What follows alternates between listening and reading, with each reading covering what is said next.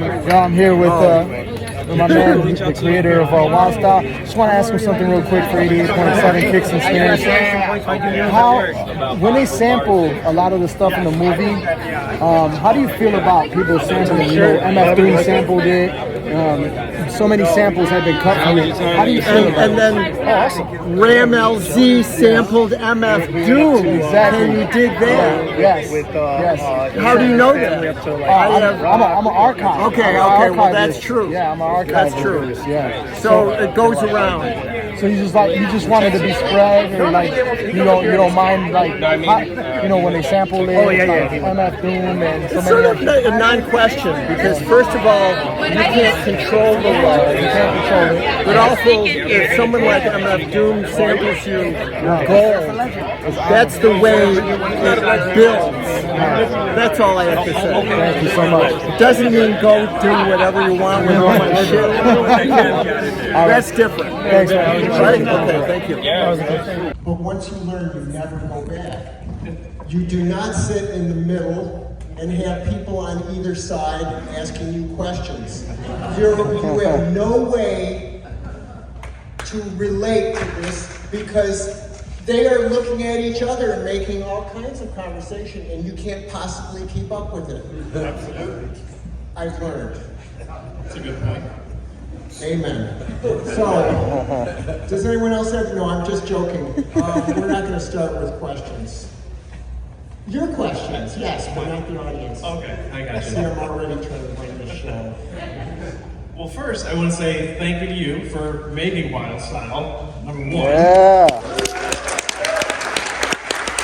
And of course, thank you to the Music Box and Rebecca and Ryan, everybody for putting this together and having us up here. So thank you. For those of you who don't know, my name is Ryan Brockmeyer, and long story short is that I'm the director of an upcoming documentary on Chicago hip hop. It's been in the works for quite a while, as some of you in the audience probably know, maybe not.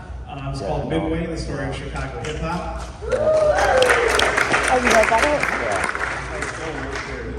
We're gonna share. You guys are going to share? Okay. Good.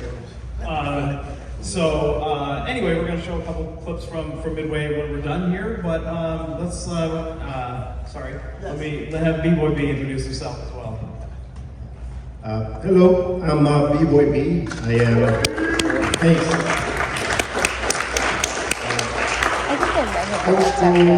Very old school, original graffiti writer and B-Boy, hence the name B-Boy B, from early 80s. So again, thank you to Charlie for, making this movie. It was a huge impact on probably most of us sitting in this theater. But yeah, I just, that's my introduction. I just wanted to How mention old were you. you? I have to Just ask. ask a question. Yeah. How old were you when you saw the film as a teenager, the first time? So I actually saw part of it the first time because, as you know, back then it wasn't readily available. So you I saw it. It was shown in a movie theater. It was, well, I missed the movie theater, but I saw it I see. a little bit later on PBS. Oh. It was a PBS show. I caught part of it. Like, wow, I stayed glued to the TV. I don't remember it on PBS, but Yeah. Well, Channel 11 here. Okay. That's what they say. It was like Saturday morning. It was a Saturday morning cartoon for me, but Very good. I love that. and then a friend of mine had a recording of it, and I saw it about a year later, and that's the way it went down. impact. That is the way it went down. Like VHS copies of VHS copies of VHS copies. Yeah, and Handed around. I know it. I mean, I don't know if you're softly complaining, but No, I'm not complaining at all. No, that is the way culture survives. absolutely, and this became a cultural iconic movie for a lot of us in Chicago. As you know, in Chicago takes things very literal. When we heard freestyle, people were freestyling on the mic, we took it literally and we became a really good freestyling city. awesome. I am freestyling is a literal. People really do mean that literally. Absolutely, yes. Supernatural. My question Do you know do you know Supernatural? I don't know him, but I Okay, but he's a yes. freestyler that could.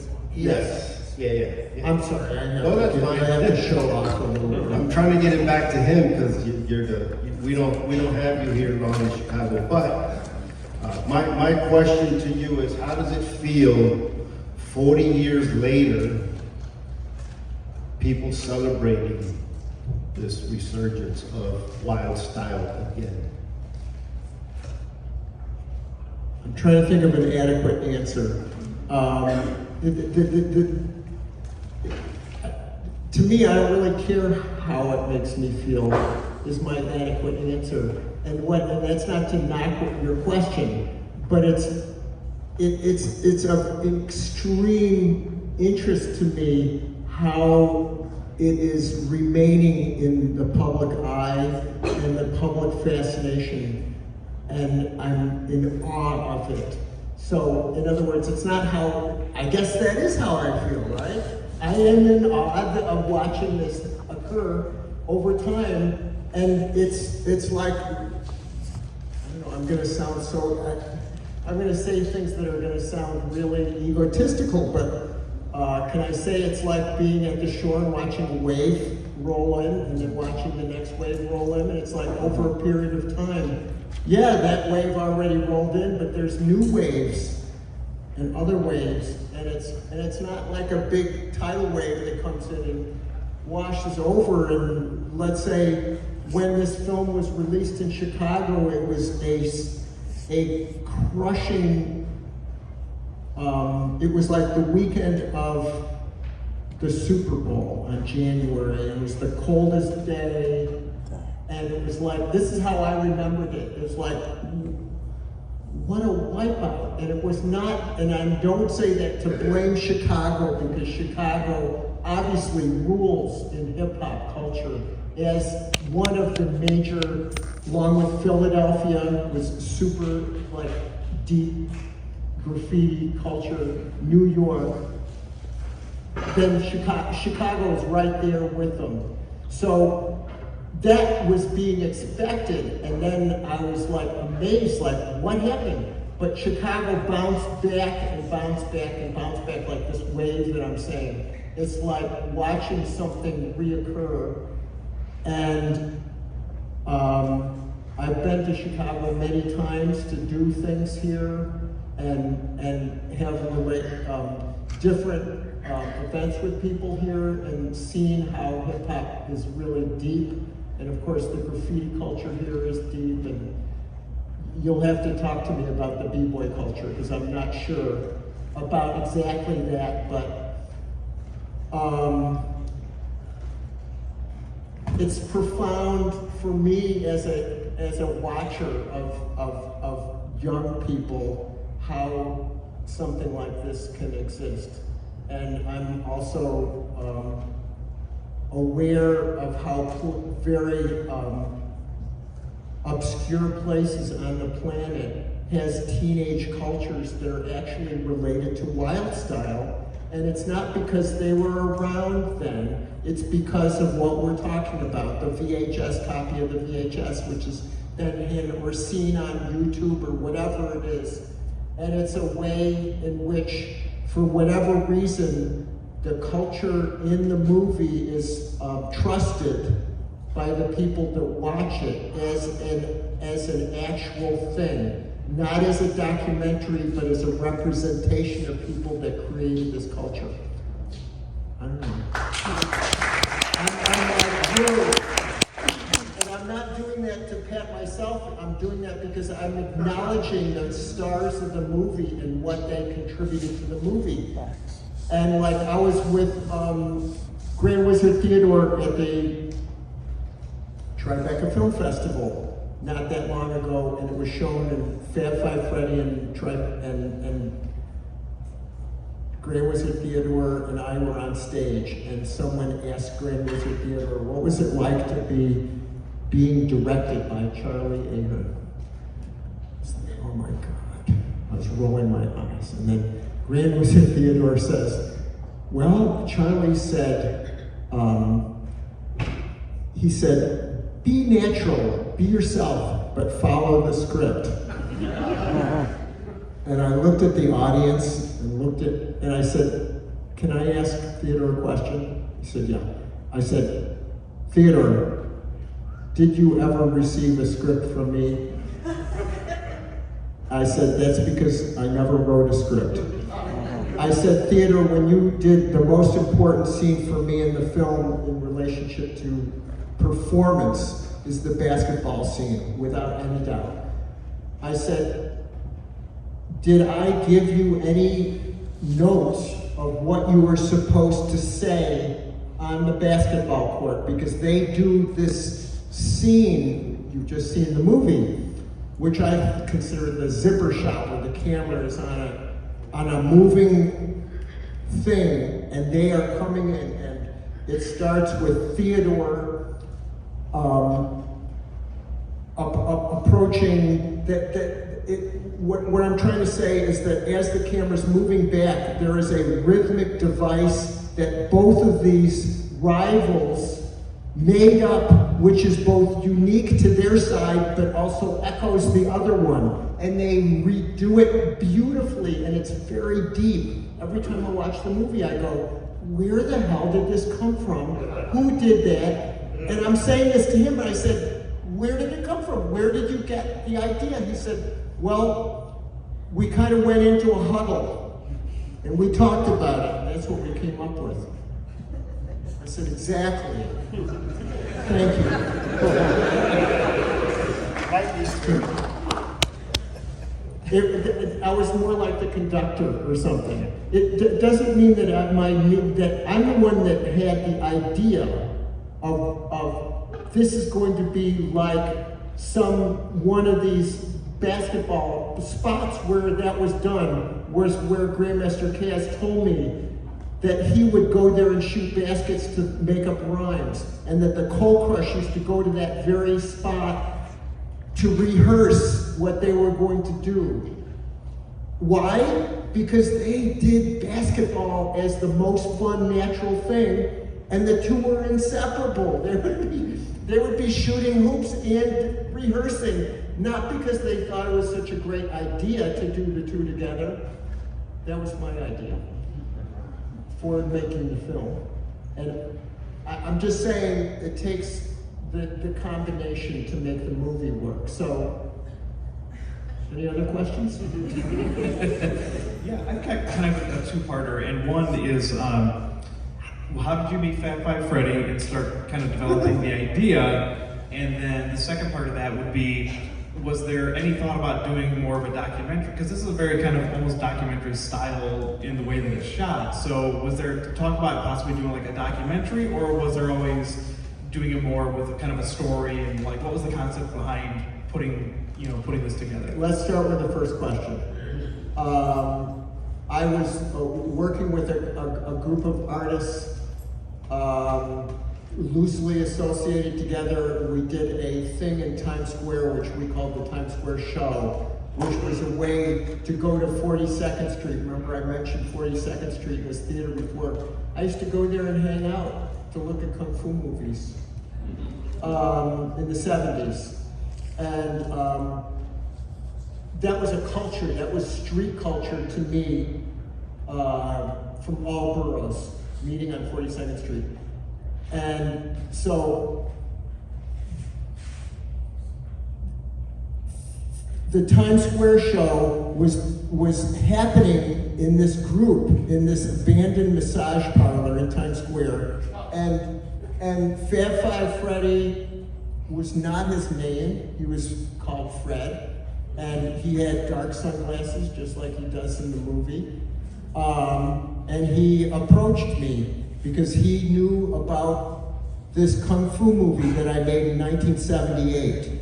You hear it like that's 2 years earlier, and it was made in the neighborhood where Lee Quinones lived, who's the star of Wild Style, and Fat Five Freddy and Lee Quinones were working together to do art shows and tried to take, like, they took an art show of graffiti art to Italy in 1979. See, like, these things are happening early, these seeds are happening. And he saw me there, and he knew that I was doing this thing, and he approached me and said that he thought it would be a really interesting idea to talk to me about how graffiti and rap music, or whatever they would call it, they didn't really call it hip hop yet, was interconnected in a culture in some way. And I was like, and he had started off by saying, you know, I'm working with Lee Quinones, and I'm looking at him and I'm thinking, damn, man, I want to work with Lee Quinones right now. I want to do it tomorrow. I said, if you can bring Lee Quinones to me here tomorrow, we can start work like on something at 11 o'clock.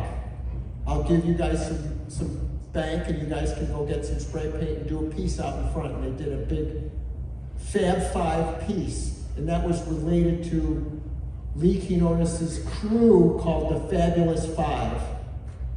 I think Debbie Harry gave him that name much later because she was friends with him. Fab Five Freddy? Yep. You know that song.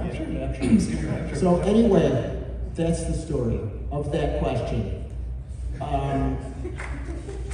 What was the other question? The other question was what was kind of, how did you guys develop this concept of a film? Did you think about maybe possibly doing more of a kind of a documentary on? So let me say that the Kung Fu movie that I made was made with a group of, like a real Kung Fu school, but to me I thought of it as a Kung Fu movie.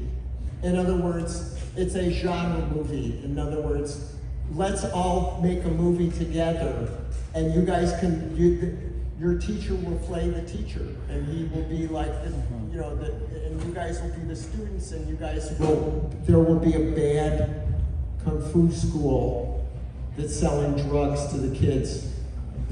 I swear, and I have this in the story and all this.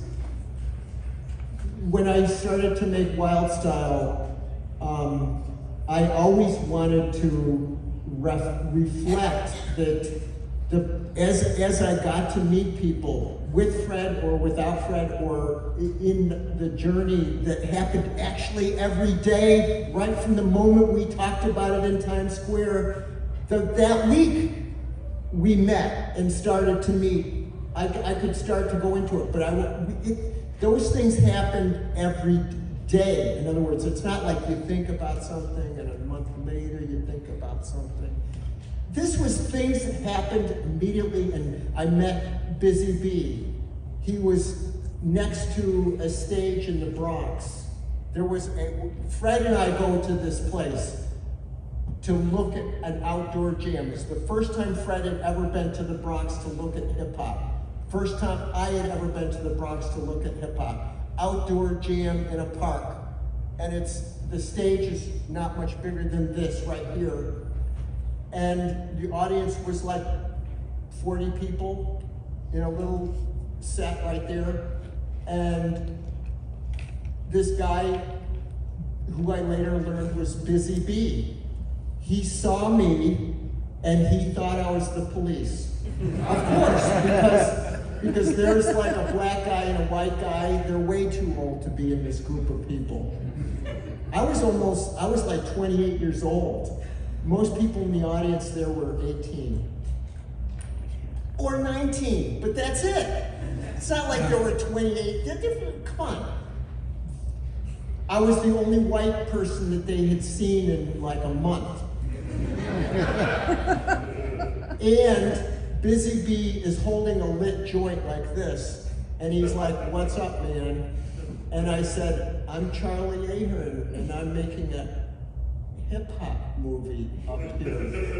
And he goes like this, and he puts his arm around my shoulder, and he leads me right out to where the microphone is. He grabbed the microphone, and he says, "I want you to meet, this is Charlie Ahern. He's making This is what he said. He put his arm around me and he went to the microphone and he says, I want you all to meet Charlie Ahern, who is making a hip-hop movie with me. He cast himself in the leading role of the movie, and it took him 30 seconds. Remember I was saying how things don't happen next week? They happen when you say it, when it leaves your mouth. Things change. The world changes another whole degree like this. And that was true of every week that summer. In other words, people were all capped, locations. This is 1980 we're talking about. So things happen very fast. That's your answer. Now, you may wonder, well, that doesn't answer my question, which was, is it a documentary or what is it? If you're making a movie with Busy Bee, it's not a documentary. He cast himself because he is the most live MC that I've met there. Of course, he was the first one too. So that's not important. That's not really important. But honestly, I made a video with him in July of 1980. In other words, we weren't discussing it like in some faraway time. I got friends of mine that have video equipment. We shot a video in the Celebrity Club with Busy Bee, with Grandmaster Kaz, with all these people. Guess what? Busy Bee was the star of this little video that I edited because he was. That was July of 1980. So he already cast himself, and then I cast him like a month later. That's how fast everything happened. And you can imagine that I was not thinking. I did send a letter to the PBS, to PBS, and they rejected the idea that I said that I was doing a kind of documentary about teenage culture in New York related to hip hop, and they said in the letter that it was not of national interest. And then I sent 2 other letters out. One was to Channel 4 in London, which was their PBS, and ZDF, which is the PBS in Germany. They both, I swear to God, it was a single-paged letter, one single-page letter with a color Xerox of a subway train and a cassette tape of a party that I recorded the week before. That's all the work I had done on it, and I sent that out, and they both, within 3 weeks, agreed to doing this with me. And I think I had set the budget that I needed from them. I think they both ponied up $27,000 to make it. And I thought I was a movie mogul. I never thought I was making a documentary. I really didn't. The idea of asking people to sit in front of a movie camera so I could ask them questions never occurred to me. I didn't do anything for a whole year. All I did was immerse myself in what was going on, and all the time thinking, well, where does it need to happen? Who's going to be in it, and what's going on? And it's pretty much like what you see in the movie, except that I shot it in 81, and I have to say, I'm going to be transparent here. In the winter of 81, I had the Germans came to look at this movie, and I showed them like a 2-hour cut of this movie. And I don't know what they thought. Maybe they thought it was great. Maybe they thought it was like the second Star Wars or something. But honestly, I didn't use any of it practically. I reshot the film in the spring. Because I realized that it needs to be a movie. And to make that happen, it needs to have an opening scene. So I shot the thing of Lee coming down off the wall, which is one of my favorite scenes in the movie. It's a single shot. Then it needed something I shot Lee and Pink, some shots of them and some scenes of them, like almost nothing. But that's what you see in the movie, which creates the idea that it's going to be about a relationship between these people. And then, I'm not going to bore you too much, but then I shot the end scene where they're by the waterfront, and which I came up with this idea that Lady Pink was mad at him because all he thinks about is Zorro, and nobody really cares about Zorro. They were here to see the rappers who are the real stars of the movie, which my wife was so tired of hearing me worry about what I was going to do with the movie. She said, "Who cares about Zorro? No one cares about Zorro. They want to see the rappers. They're the real stars of this." And I looked at her and I said, "You did it." And I gave her a hug because I saw the whole scene at the end in a flash with her, and so she wants writer's credit for that. I'm sorry, she's not here. I can talk about this. No, that's great. And So I'm giving you some underground dirt on the movie, which may make people think they can make a movie like this too. But it's really hard because if you have to be awfully lucky to be there when something like this is happening, because we know that it did come from something and it materialized itself.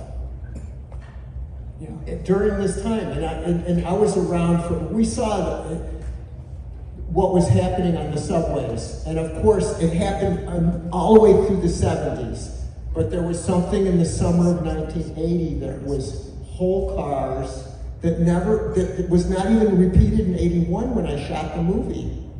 I'm sorry. Because I didn't get them.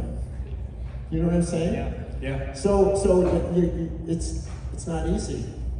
I think that we all can agree now that there is a national interest. International. International interest now. Was there a point, maybe years later, when because this is the first hip hop film. This is the first time that a lot of people got exposed to the culture. So was there a point at any time after that where you were like, I had a hand in exposing this to the world, or you're like, man, this, could have been underground for I should make another one and make it much better. I had people tell me that I should make a second movie. I would say by 1984, people were saying this to me. And I'd be like, but you don't understand, it's gone. What that represented, which is a really stupid excuse. Someone should have made a movie, but I didn't make a movie because I really believed that what I loved about it and what I saw was actually gone. Now the truth is, it was just gone in the Bronx, which was a high school scene that was, when I made the movie, I was trying to reflect what I heard them say about how they evolved. By 1979, Enjoy Records had already made some of the sweetest, 6 sides that were ever recorded. Then Sugar Hill got in, and it became a whole different game. Groups were broken up over the competition. DJs had almost no role in the culture any longer. Artists were all trying to figure out which gallery they would, not really, but we can make shit up. The galleries started around the time when Wild Style was being released.